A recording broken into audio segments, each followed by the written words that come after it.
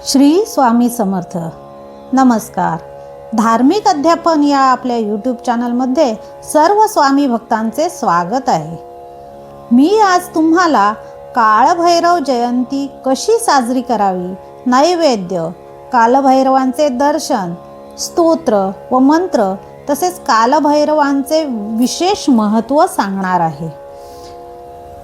तत्पूर्वी दत्त संप्रदायांच्या वतीने दत्तगुरूंच्या चरणी मी प्रार्थना करते की तुमच्यावर आणि तुमच्या कुटुंबावर सदैव दत्तगुरूंची कृपा राहो आणि तुमचे इच्छित मनोरथ परिपूर्ण होऊन तुम्हाला निरोगी आरोग्य, सुख, शांती आणि समृद्धी लाभो.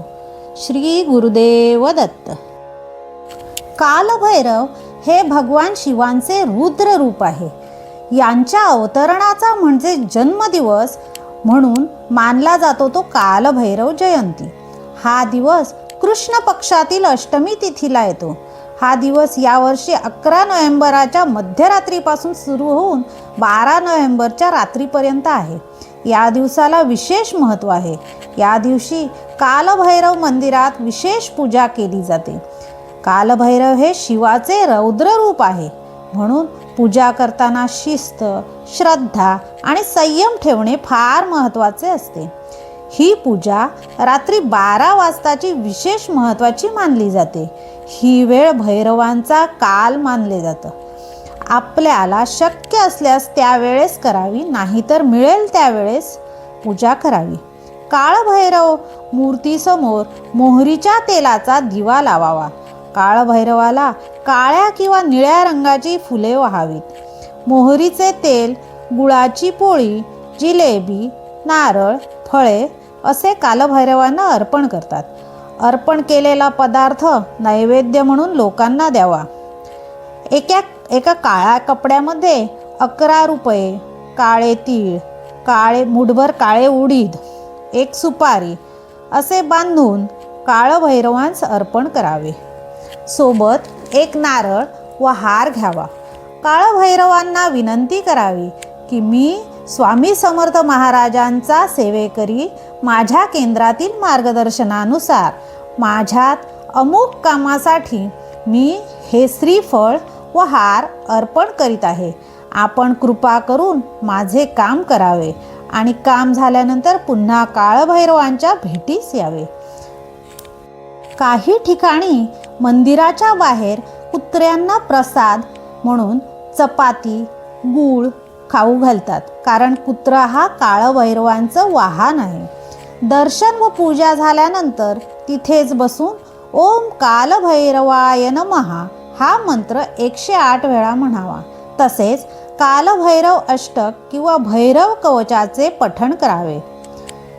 उज्जैन, वाराणसी, नाशिक या ठिकाणी रात्री भैरव भिक्षाटन नावाची पूजा केली जाते. यात लोक दान देतात, कुत्र्यांना अन्न दिले जाते आणि रस्त्यावर दिवे लावतात.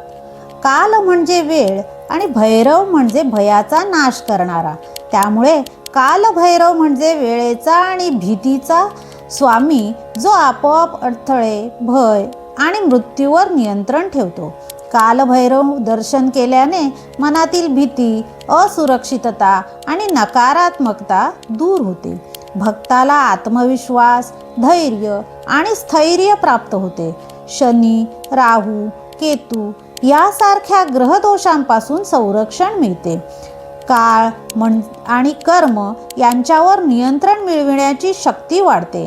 म्हणूनच साधक आणि तपस्वी यांना भैरव उपासना महत्त्वाची वाटते. काळभैरवांच्या दर्शनाने अडथळे दूर होतात. विशेषतः न्याय, परीक्षा, प्रवास आणि नोकरी संबंधी गोष्टींमध्ये यश मिळते. घरात वाईट शक्ती, नजरदोष किंवा अस्थिरता असेल तर कालभैरवांची पूजा केल्याने शांतता मिळते. कुत्र्यांना अन्न दिलं तर कालभैरवाला अर्पण केल्यासारखं मानलं जातं आणि त्यामुळे आयुष्यात शुभत्व वाढते.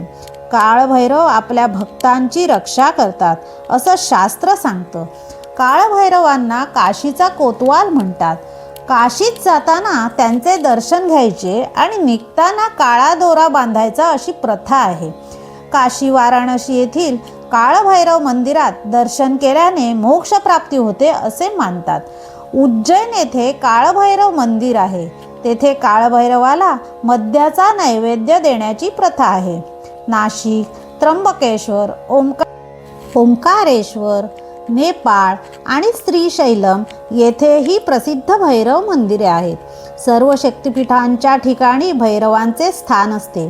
जो मनुष्य श्रद्धेने कालभैरवांचं दर्शन करतो त्यांची सर्व संकटे दूर होऊन शांती, धन आणि यश प्राप्त होते.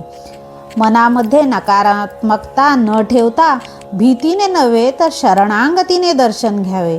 नकारात्मक ऊर्जा डोक्यात आणि शरीरात जाणवत असेल तर श्री काळभैरव साधना सलग 6 महिने करावी.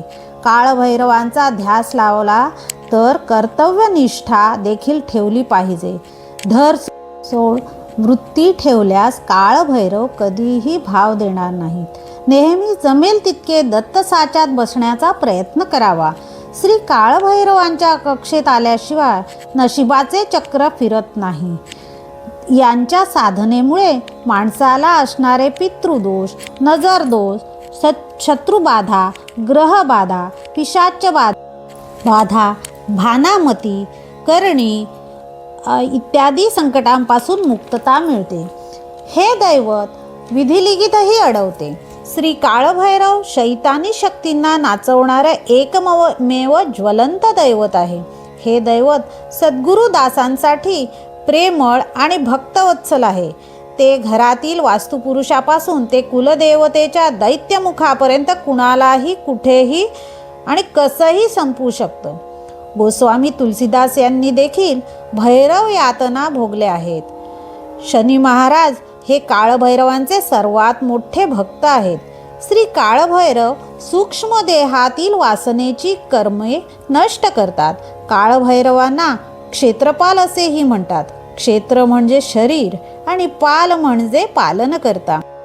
श्री कालभैरव यांच्या प्राचीन मंदिरात गेल्यावर देवाच्या मूर्तीकडे एकटक पाहावे. सात्विकता डोळ्यात भरून येते. आपल्याला कालभैरव जयंती दिवशी विनंती करायची आहे की त्यांच्यासमोर राईच्या तेलाचा दिवा लावून रात्री कालभैरव अष्टक वाचावे व त्यामुळे अशुभ शक्तीचा नाश होतो. जर आपल्याला जास्त त्रास जाणवत असेल तर 11 किंवा 108 वेळा कालभैरव अष्टक म्हणावे. तेव्हा पाठ सुरू करण्यापूर्वी संकल्प सोडावा. त्यामुळे मार्ग निश्चितच सापडतो. कालभैरवाय नमः. श्री स्वामी समर्थ. हा व्हिडिओ आपल्याला आवडला असेल व उपयुक्त वाटला असेल तर ह्या व्हिडिओला लाईक करून चॅनलला सबस्क्राईब करा आणि धार्मिक अध्यापनचे सदस्य व्हा आणि हा व्हिडिओ जास्तीत जास्त शेअर करा जेणेकरून इतरांनाही याचा लाभ होईल. दिगंबरा दिगंबरा श्रीपाद वल्लभ दिगंबरा.